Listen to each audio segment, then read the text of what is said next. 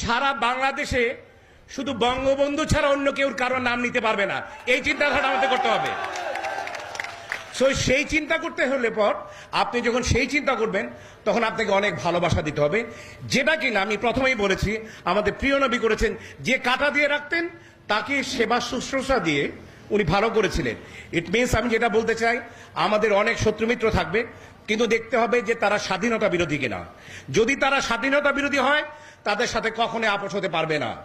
যদি স্বাধীনতা বিরোধী না হয়, যদি আমরা বঙ্গবন্ধুতে বিশ্বাসী না হয়, তাদেরকে যদি বলে কয়ে আমরা বঙ্গবন্ধুতে বিশ্বাসী বানাতে পারি, আমার মনে হয় 1 বছরে যদি 10 জনকে বিশ্বাসী বানাতে পারি, আমরা মনে করি, আমি ব্যক্তিগতভাবে মনে করি বঙ্গবন্ধু সাংস্কৃতিক গোষ্ঠীর সেন্ট্রালের প্রেসিডেন্ট হিসেবে আমি ব্যক্তিগতভাবে আমি মনে করব যে ওইটাই আমার জয়, যে আমি 10টি লোককে অন্তপক্ষে বঙ্গবন্ধুর ব্যাপারে কোনো দ্বিমত পোষণ করতে পারছে না। বিকজ আপনি বিশ্বাস করেন, এখনো কিন্তু অনেক সময় দেখা যায় যে বঙ্গবন্ধুর ব্যাপারে আওয়ামী লীগ ক্ষমতায়, আপনারা ক্ষমতা, আমরা ক্ষমতায়, তারপরেও দেখা যাবে যে অনেক সময় অন্য গ্রুপের লোকজন আরেকজনকে নিয়ে বড় কথা বলছে। বঙ্গবন্ধুর ব্যাপারেও 2-1 সময় কটু কথা বলতে তারা ছেড়ে দেয় না। আমার কথা হচ্ছে, আমরা সেই জনদের ভালোবাসা দিয়ে, আদর দিয়ে বা যে কোনোভাবেই হোক তাদেরকে একটি জিনিসে স্ট্যান্ড করাতে হবে। তোমরা যে কোনো ব্যাপারে কথা বলো, বাট যখন বঙ্গবন্ধুর ব্যাপারে কথা বলবে সেই ব্যাপারে কোনো রকম মতবিরোধ থাকতে পারবে না। কিরকম, আমি ছোট্ট একটি উদাহরণ দেই, আমি 2-1টি উদাহরণ দেই। আমরা যদি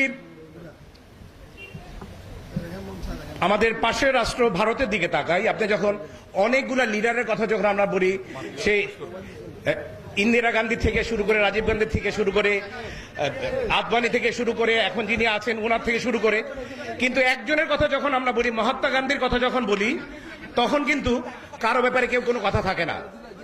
মহাত্মা গান্ধীর ব্যাপারে কথা বলে কোনো কথা থাকে না। ঠিক সেই রকম আমাদের বঙ্গবন্ধুর ব্যাপারে কোনো কথা হলে পর যাতে কেউ কোনো ধরনের কোনো কথা বলতে না পারে, এইটুকু আমাদের প্রত্যাশা থাকবে।